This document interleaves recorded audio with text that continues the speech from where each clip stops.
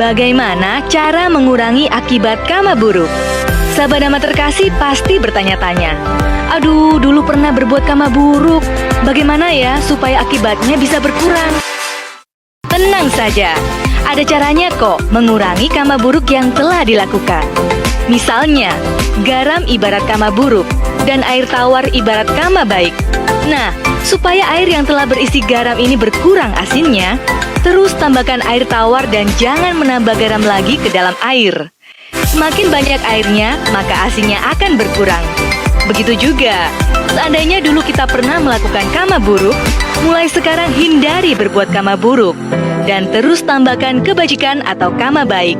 Dengan demikian, seandainya karma buruk berbuah, tapi karena karma baiknya sangat banyak, maka tidak akan begitu terasa. Ayo follow Instagram Lokutara Dhamma untuk selalu mendapat konten Dhamma menarik lain. Siapakah kita sebenarnya? Dalam kehidupan, banyak sekali orang bertanya-tanya tentang ini dan itu. Mereka mencari tahu banyak hal yang membuat mereka tertarik untuk mencari jawabannya. Namun, ada satu pertanyaan yang sangat penting yang harus kita tanyakan kepada diri kita. Siapakah kita sebenarnya?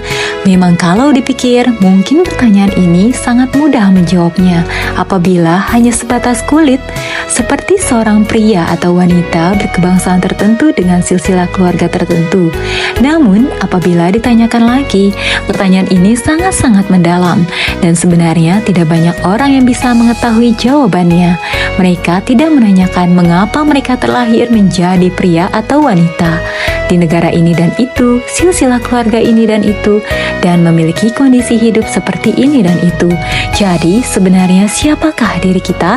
Apabila dalam ajaran Buddha, penjelasan dari siapakah diri kita adalah akibat perbuatan yang kita lakukan di masa lampau, akibat perbuatan atau akibat kamalah yang membentuk kehidupan kita, entah sebagai pria atau wanita, di negara ini atau itu, dengan silsilah keluarga ini dan itu, serta memiliki kondisi kehidupan ini dan itu. Kita adalah akibat perbuatan atau akibat karma perbuatan yang telah kita lakukan di masa lampau. Apabila dalam kehidupan ini mendapatkan hal baik, maka itu adalah akibat perbuatan bajik di masa lampau. Apabila kita mendapatkan hal buruk, maka itu adalah akibat perbuatan buruk di masa lampau. Semua perbuatan kita entah baik dan buruk di masa ini akan menciptakan diri kita di masa mendatang, dan ini akan terus berproses hingga hancurnya semua kotoran batin, hingga tidak akan terbentuk diri kita yang baru lagi di masa depan. Dalam arti lain, tidak ada penderitaan baru lagi yang harus dihadapi. Apakah ada sosok pribadi yang mengatur kehidupan seseorang? Dalam ajaran Buddha, seseorang belajar bahwa tidak ada sosok Maha Pencipta segalanya. Dunia dan makhluk-makhluk tercipta karena ada sebabnya tersendiri. Dunia diciptakan karena gabungan karma semua makhluk yang tinggal di dunia ini. Makhluk-makhluk terlahir ke dunia karena karma mereka masing-masing. Apabila tidak ada sosok Maha Pencipta, lalu siapa yang mengendalikan hidup kita? Dalam ajaran Buddha, seseorang mempelajari bahwa yang mengendalikan hidup makhluk adalah karma mereka masing-masing. Setiap perbuatan yang dilakukan, entah perbuatan bajik atau perbuatan buruk, itulah yang mengendalikan kehidupan makhluk. Perbuatan bajik akan memberikan kehidupan yang baik dan bahagia. Perbuatan buruk akan memberikan kehidupan yang buruk dan menderita. Seseorang harusnya tidak menyalahkan siapapun untuk kejadian buruk yang menimpa kehidupannya, karena diri sendiri biang keladi dari hal buruk yang terjadi dalam kehidupan.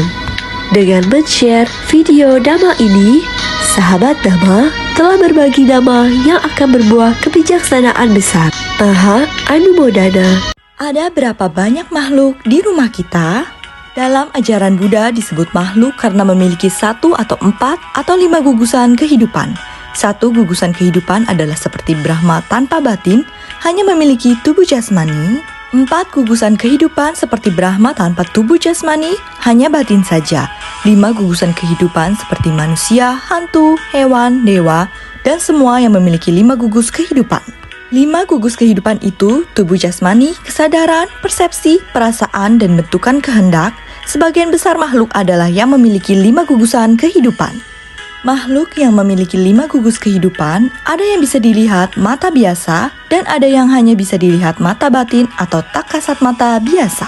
Di rumah tentunya ada manusia yang tinggal dan beberapa hewan yang mungkin dipelihara atau beberapa jenis serangga. Apakah ada makhluk yang tak tampak oleh mata biasa di rumah kita?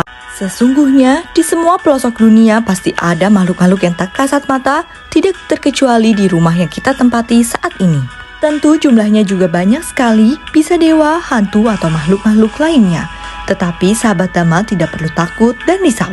Apabila sahabat Dhamma sering melakukan kebajikan, murni dalam moralitas, serta melakukan pelimpahan jasa dan membaca parita suci, maka yang ada di rumah sebagian besar adalah dewa-dewa bumi. Sekalipun terdapat hantu atau makhluk jahat, ketika mereka sering mendengarkan parita suci seperti Metta Sutta dan sering mendapatkan pelimpahan jasa, mereka akan terlahir menjadi dewa. Ada kemungkinan yang sangat kecil bahwa makhluknya bebal sekali dan tidak mau belajar Dhamma. Maka ia akan pergi dari rumah tersebut karena energinya tidak sesuai dengan hantu tersebut. Bagaimana membuat makhluk-makhluk di rumah memiliki energi yang positif? Sahabat Dhamma, sesungguhnya pikiran dan batin makhluk-makhluk saling terhubung. Apabila seseorang marah, maka ia menularkan energi kemarahan kepada makhluk di sekitarnya. Apabila seseorang serakah, ia akan menularkan energi keserakahan kepada makhluk di sekitarnya. Sebaliknya, apabila seseorang selalu memiliki cinta kasih luhur, maka ia menularkan banyak energi cinta kasih dan kebahagiaan kepada makhluk-makhluk di sekitarnya. Maka dari itu sahabat Dhamma selalu pancarkan cinta kasih luhur kepada semua makhluk di seluruh alam semesta, maka energi kebahagiaan ini akan memancar kepada makhluk-makhluk baik yang terlihat maupun tidak terlihat, entah di rumah kita, di sekitar rumah kita, atau bahkan seluruh alam semesta. Semoga dengan semua jasa kebajikan kita, semua makhluk di seluruh alam semesta mendapatkan kebahagiaan Dhamma terbesar. Idame punyang, bodinya nasa pecehotu. Semoga dengan semua kebajikan ini kita semua dapat mencapai pengetahuan bodi. Apakah yang boleh dibunuh oleh seseorang tanpa merasa menyesal? Dalam Pata Jataka Satalisani Pata Sarabanga Jataka, Saka Raja para Dewa bertanya kepada Petapa Sarabanga, "Oh Petapa dari keturunan kondanya, apakah yang boleh dibunuh oleh seseorang tanpa merasa menyesal? Apakah yang harus dilepaskan seseorang agar mendapat pujian dari orang-orang berbudi? Kata-kata kasar dan hinaan siapakah yang harus ditahan seseorang dengan kesabaran? Jawablah pertanyaanku ini." Bodhisatta Petapa Sarabanga menjawab, "Seseorang boleh membunuh kemarahan tanpa merasa menyesal. Seseorang harus melepaskan rasa tidak berterima kasih untuk mendapatkan pujian dari orang-orang berbudi. Seseorang harus menahan dengan kesabaran kata-kata kasar dan hinaan dari semua orang. Apakah dari orang yang lebih tinggi statusnya, yang sama atau lebih rendah? Orang-orang berbudi menyebut ini adalah bentuk kesabaran yang tertinggi." Kemudian Saka bertanya lagi, "Oh Tapa, mungkin saja menoleransi kata-kata kasar dan hinaan dari mereka yang lebih tinggi atau sama statusnya. Tetapi, mengapa seseorang harus menoleransi kata-kata kasar yang datang dari mereka yang lebih rendah statusnya?" Bodhisatta menjawab, "Seseorang dapat menahan kesabaran atas kekesalan yang datang dari mereka yang lebih tinggi statusnya karena merasa takut, atau kata-kata kasar dari mereka yang sama statusnya untuk menghindari bahaya persaingan. Kedua kasus ini bukanlah jenis kesabaran yang tinggi. Namun, para bijaksana mengatakan bahwa menoleransi kata-kata kasar yang datang dari mereka yang lebih rendah statusnya tanpa alasan apapun untuk melakukan seperti itu adalah bentuk kesabaran yang tertinggi. Sahabat Dhamma, semua perlakuan buruk orang lain kepada kita memang adalah akibat karma buruk kita di masa lampau yang sedang berbuah. Jadikanlah itu sarana untuk mengembangkan paramita kesabaran. Paramita kesabaran sangat-sangat bermanfaat, bukan hanya di kehidupan ini, tetapi di banyak kehidupan di masa depan hingga kesucian arahat. Buddha mengatakan bahwa kesabaran adalah tapa yang tertinggi. Marilah latih kesabaran kita semaksimal mungkin dalam kehidupan ini, agar di masa depan kita menjadi orang yang luar biasa sabar dalam menghadapi apapun dalam hidup. Idame punyang bodinya nasa pecehotu. Semoga dengan semua kebajikan ini kita semua bisa mencapai pengetahuan Bodi. Dan jangan lupa, yuk follow Instagram Lakutara Damai, sahabat Dama. Apa itu kekuatan para petapa? Buddha mengatakan ada 8 jenis kekuatan. Apa saja itu? Pertama, menangis adalah kekuatan anak-anak. Kedua, kemarahan adalah kekuatan para perempuan yang tidak bijaksana. Ketiga, senjata adalah kekuatan para perampok. Keempat, kedaulatan atas wilayah kekuasaan adalah kekuatan para raja. Kelima, mencari kesalahan adalah kekuatan orang-orang dungu. Keenam, memeriksa dengan seksama adalah kekuatan para bijaksana. Ketujuh, mempertimbangkan berulang-ulang adalah kekuatan para terpelajar. Dan kedelapan, toleransi atas kejahatan adalah kekuatan para samana dan brahmana. Jadi dapat disimpulkan bahwa toleransi atas kejahatan adalah kekuatan para petapa. Petapa yang dimaksud bukan hanya petapa yang berada di hutan saja, tetapi siapapun yang bisa menoleransi kejahatan, merekalah petapa sesungguhnya. Sehubungan dengan istilah samana dan brahmana di nomor 8 pada daftar tadi, akan muncul pertanyaan apakah samana dan brahmana memiliki status yang sama? Di luar dhamma, samana berarti petapa. Di dalam dhamma berarti biku, anggota sangga, putra Buddha. Dengan demikian, istilah samana sudah jelas, tidak perlu dijelaskan lebih jauh lagi. Brahmana adalah kata Pali yang artinya seorang yang telah melenyapkan kejahatan. Sejak munculnya Buddha dan mulai mengajar, beliau menjelaskan kualitas-kualitas kebajikan yang membuat seseorang berhak disebut Brahmana. Jadi, sahabat Dhamma, siapapun yang mampu menoleransi kejahatan pantas disebut petapa atau Brahmana. Semakin seseorang bisa menoleransi kejahatan, semakin pantas ia disebut petapa atau Brahmana. Toleransi atau paramita kesabaran haruslah dimulai dari sekarang. Lakukanlah semua kebajikan seperti dasar punya Kiryawatu atau 10 dasar perbuatan bajik dan beraspirasi. Semoga bisa memaksimalkan paramita kesabaran saya dan semua paramita semua makhluk di seluruh alam semesta. Idame Punyang Bodinya Nasa Peciohotu. Apa maksud bergaul dengan orang bijaksana? Tidak bergaul dengan orang dungu. Dalam Manggala Sutta, 2 berkah pertama adalah: pertama, tidak bergaul dengan orang dungu. Kedua, bergaul dengan mereka yang bijaksana. Bergaul dengan para bijaksana. Ungkapan bergaul dengan para bijaksana bukan berarti mendekati seorang bijaksana dan berada di dekatnya siang dan malam.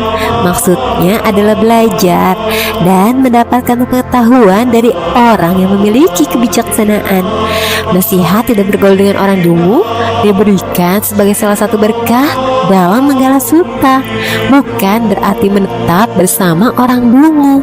Seseorang boleh saja menetap bersama si dungu dengan tujuan untuk membujuknya ke jalan yang benar. Apa maksudnya? Dalam kasus demikian, seseorang tidak menentang nasihat yang terdapat dalam Manggala Sutta. Contohnya, sewaktu Buddha berada di hutan Urwela bersama kelompok petapa berpandangan salah untuk membantu mereka meninggalkan jalan mereka yang salah. Dengan demikian, hanya jika seseorang menerima pandangan dan mengikuti praktik si dungu, maka ia dikatakan bergaul dengan orang dungu. Demikian pula nasihat yang diberikan dalam Manggala Sutta yang menasihati agar seseorang harus bergaul dengan para bijaksana, bukan berarti sekedar berteman dengannya, tetapi mendapatkan pengetahuan darinya meskipun hanya sedikit. Dalam tradisi Buddhis juga ada aspirasi seperti ini. Semoga dari sekarang hingga mencapai Nibbana, saya hanya bergaul dengan orang-orang bijaksana, tidak pernah bergaul dengan orang-orang dungu. Apa yang dimaksud bijaksana dan dungu? Orang yang bijaksana adalah orang yang bisa melihat kebenaran sebagaimana adanya kebenaran. Mereka yang bisa melihat dhamma dengan jelas melalui mata batinnya. Mereka yang penuh cinta kasih dan welas asih. Mereka yang selalu bertekun dalam kebajikan hingga kesucian arahat. Mereka yang memiliki keyakinan penuh kepada Buddha Dhamma Sangha. Sedangkan yang dimaksud orang dungu adalah orang-orang yang dipengaruhi keserakahan, kebencian dan kegelapan batin, melanggar moralitas di dunia ini, yang menyerang berkeyakinan menyakiti dirinya serta orang lain karena nafsu berlebihan akan kesenangan indrawi. Mari sahabat Dhamma, lakukanlah banyak variasi kebajikan atau dasar punya kirawatu atas 10 dasar perbuatan bajik dan beraspirasi. Semoga dari sekarang hingga akhir penderitaan hanya bergaul dengan orang-orang bijaksana, tidak pernah bergaul dengan orang-orang dungu. Idam yang punyang, bodinya nasa, pece hotu. Dana bisa dikatakan rendah, menengah, dan tinggi. Apa maksudnya? Dalam ajaran Buddha, dana juga dapat dikelompokkan menjadi 3 kelompok, yaitu pertama, dana yang rendah atau hina, kedua, dana yang menengah atau majima, dan ketiga, dana yang tinggi atau panita. Tingkat kebajikan suatu tindakan bergantung pada kuatnya.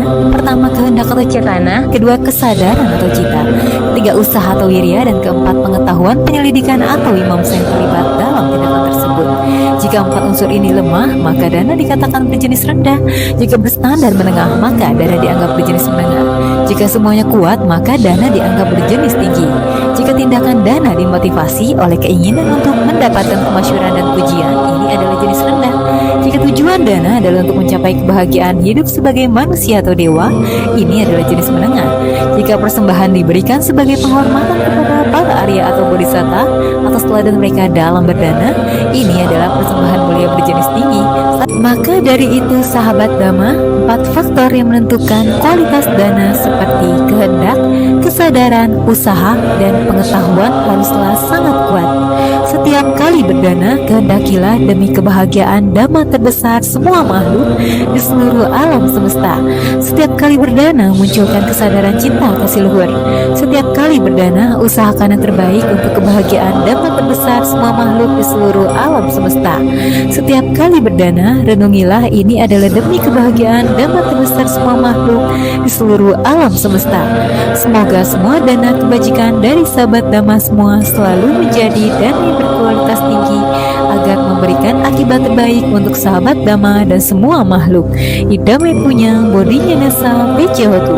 Semoga dengan semua kebajikan ini kita semua bisa mencapai pengetahuan bodi. Dan jangan lupa follow Instagram Lekutaran Damai sahabat Dhamma. Apakah ritual-ritual di gunung itu bermanfaat? Saat ini di dunia dari waktu ke waktu ada orang-orang yang melakukan pemujaan kepada gunung-gunung atau melakukan ritual di suatu gunung tertentu. Buddha mengatakan bahwa seseorang tidak bisa lari dari akibat perbuatannya, meskipun ia pergi ke gunung-gunung, lembah-lembah. Jadi, pemujaan di gunung-gunung atau ritual-ritual tidaklah berguna sama sekali menurut ajaran Buddha. Dalam ajaran Buddha juga dijelaskan, apabila seseorang telah mencapai kesucian setapannya, maka ia telah menghancurkan sakaya diti atau pandangan salah tentang ritual-ritual pemujaan. Lalu, seseorang harus mencari perlindungan di mana? Sang Buddha mengatakan dalam syair Dhammapada 236, bangunlah pulau bagi dirimu sendiri, berusahalah sekarang juga dan jadikan dirimu bijaksana. Setelah membersihkan noda-noda dan bebas dari nafsu keserakahan, maka engkau akan mencapai kebahagiaan seorang Arya. Yang dimaksud di sini bukanlah pulau seperti pulau-pulau di dunia, tetapi pulau kebajikan dan pulau paramita. Semakin rajin seseorang dan bersemangat untuk melakukan kebajikan serta mengembangkan paramita, semakin besar pula perlindungan ini bagi dirinya. Sesungguhnya perlindungan sejati tidak terdapat di luar diri kita seperti di gunung-gunung atau lembah-lembah atau suatu tempat lainnya, tetapi semua perlindungan sejati itu berada dalam diri kita. Pulau kebajikan dan pulau paramita, hidup mempunyai bodinya nasa, pece hotu. Semoga dengan semua kebajikan ini kita semua bisa mencapai pengetahuan bodi. Apakah ada sosok yang bisa menghapus kama-kama buruk seseorang? Di dunia ini kita banyak mendengar bahwa seseorang yang melakukan kejahatan lalu dia bertobat, maka kejahatannya akan terhapus. Bagaimana menurut ajaran Buddha? Dalam ajaran Buddha, ketika seseorang melakukan kejahatan melalui pikiran, ucapan ataupun tindakan jasmani, maka karma buruk ini tidak akan hilang sekalipun dia menyesalinya. Tidak ada sosok manapun yang bisa menghapus karma buruk seseorang. Lalu, apakah ada cara mengurangi atau menghancurkan karma-karma buruk yang pernah dilakukan di masa lampau? Buddha mengatakan semua makhluk mewarisi kama mereka masing-masing, memiliki ikatan relasi yang sangat kuat akan kama mereka masing-masing, berhubungan erat dengan kama mereka masing-masing.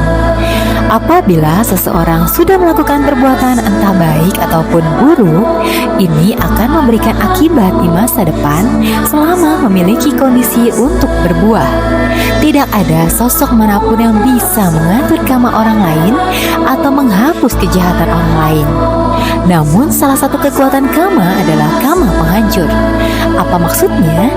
Kama bekerja dengan 4 cara, yaitu pertama, kama penghasil, kedua, kama penguat, ketiga, kama penghalang, keempat, dan kama penghancur.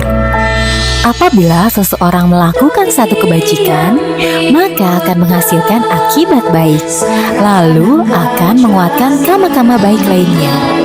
Juga bisa menghalangi banyak kama buruk berbuah dan bisa menghancurkan banyak kama buruk. Sebaliknya, kama buruk pun demikian. Jadi, apa yang harus dilakukan? Maka dari itu sahabat Dhamma, jangan melakukan kama buruk sekecil apapun dan perbanyak kebajikan sebanyak mungkin. Tinggalkan kejahatan atau kama buruk sehingga tidak memberikan akibat penderitaan, tidak menguatkan kama-kama buruk lainnya, tidak menghalangi kama baik berbuah, dan tidak menghancurkan kama-kama baik yang sudah ada. Perbanyak kebajikan atau kama baik karena bisa memberikan akibat kebahagiaan, menguatkan banyak kama baik lainnya, menghalangi dan menghancurkan banyak kama buruk yang pernah ada. Idame punyang bodhinya nasa pecawatu. Semoga dengan semua kebajikan ini kita semua bisa mencapai pengetahuan bodhi. Dan jangan lupa follow Instagram Lokutara Damai sahabat Dhamma. Tidak ada seorang pun yang bisa lari dari akibat perbuatan kama. Seperti apakah contohnya? Di zaman ketika Buddha masih hidup di dunia, ada seorang umat awam yang telah mencapai kesucian Sotapanna, namanya Uttara.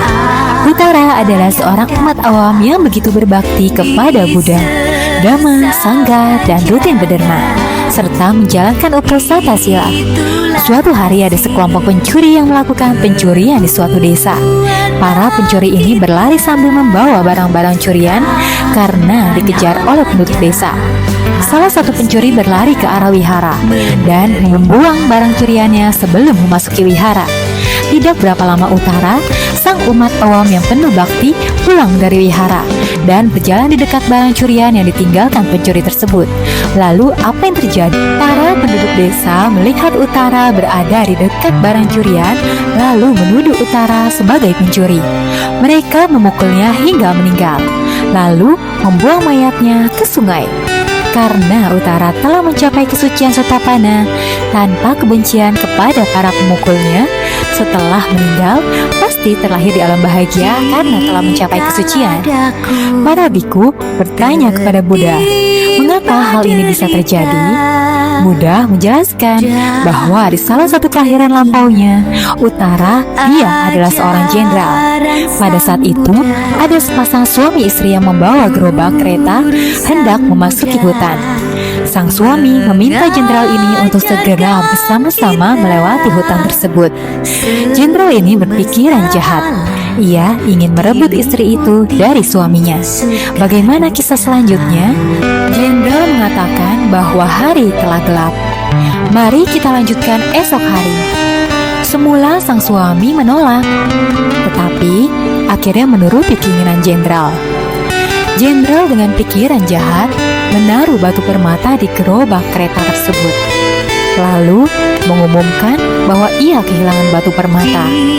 Tolong carikan di seluruh tempat. Sesungguhnya batu permata itu ia taruh dalam gerobak pasangan suami istri tersebut. Batu permata itu ditemukan di gerobak, dan sang suami akhirnya dipukul dan dihukum mati. Lalu apa yang terjadi kepada jenderal tersebut?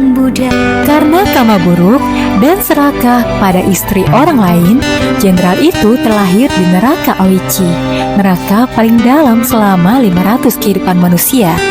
Ia selalu dituduh sebagai pencuri dan dipukul sampai mati, hingga kehidupannya sebagai utara yang telah mencapai kesucian Sotapana. Sahabat Dhamma, beginilah cara kerja Kama.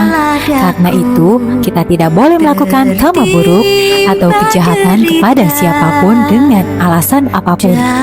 Karena hanya akan memberikan satu akibat, yaitu penderitaan.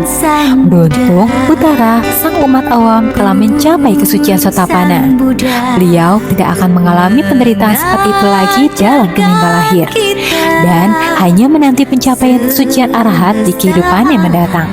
Idame punyang bodinya nasa pejawatu. Semoga dengan semua kebajikan ini kita semua bisa mencapai pengetahuan bodi. Apa kama buruk dari aborsi?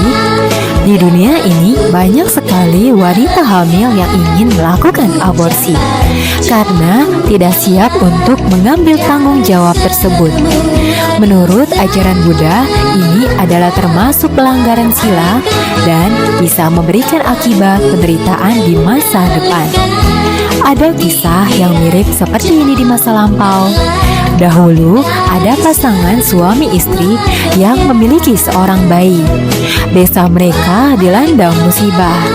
Mereka berkelana ke tempat lain. Ketika mereka sampai di gurun pasir, mereka kelaparan dan kehausan. Sang pria tidak kuat lagi untuk menggendong bayinya. Ia meletakkan bayinya lalu meninggalkannya di tengah gurun pasir. Lalu apa yang terjadi? Istrinya yang tidak melihat bayi ini bertanya kepada suaminya. Suaminya mengatakan bahwa ia telah meninggalkan bayinya di belakang. Istrinya menjadi marah, lalu menjemput bayi yang telah ditinggalkan. Sekalipun bayi itu adalah anak dari sang pria, tetap saja meninggalkan bayi adalah kama buruk. Sebagai akibatnya, ketika ia lahir menjadi manusia, bayi ini dibuang 7 kali dalam kelahiran tersebut. Beruntung, bayi ini memiliki kama baik yang cukup bagus. Ia tidak meninggal, ia tumbuh besar dengan kekayaan yang banyak. Lalu bertemu ajaran Buddha dan menjadi seorang Sotapana. Apa pesan moral dari cerita ini? Setiap makhluk mewarisi kama mereka masing-masing. Entah kama baik ataupun kama buruk, setiap makhluk berhubungan erat dengan kama mereka masing-masing. Entah kama baik ataupun kama buruk, setiap makhluk memiliki kama sebagai harta mereka. Entah kama baik ataupun kama buruk. Kama baik akan mengakibatkan kebahagiaan atau sesuatu yang baik. Kama buruk akan mengakibatkan penderitaan atau sesuatu yang buruk. Buddha mengatakan, tinggalkan kejahatan, perbanyak kebajikan, sucikan hati dan pikiran. Inilah inti ajaran Buddha. Idame punyang bodinya nasa pejohotu. Semoga dengan semua kebajikan yang kita telah lakukan, mengkondisikan semua makhluk di seluruh alam semesta mencapai pengetahuan bodi.